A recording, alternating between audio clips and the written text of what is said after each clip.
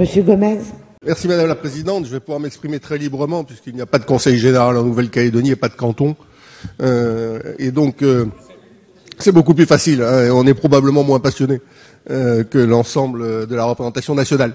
Mais simplement pour indiquer que je suis quand même surpris de voir que le fait démographique constituerait au bout du compte l'alpha et l'oméga de l'organisation territoriale française.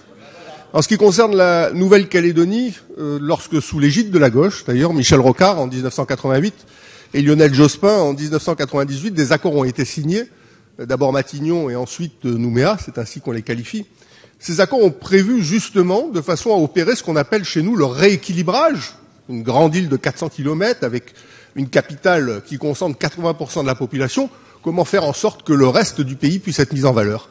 Et ce rééquilibrage est passé par un renforcement de la représentation politique au sein des zones qui étaient désertées. C'est ainsi qu'en province sud, qui concentre 180 000 habitants, c'est-à-dire 80% de la population du pays, on se retrouve avec 40 élus. En province nord, qui n'a que 45 000 habitants, il se retrouve là en haut avec 22 élus.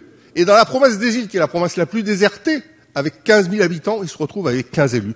Comment peut-on imaginer une seule fois qu'on va redonner de la vie à des territoires qui sont désertés, dans lesquels les activités économiques ne peuvent pas s'installer, dans lesquels les services publics n'ont pas pu se développer en donnant moins de voix et moins de pouvoir politique à ceux qui dirigent des institutions? Ça me semble un contresens à l'échelle d'une politique d'aménagement du territoire. Voilà ce que je voulais indiquer à la représentation.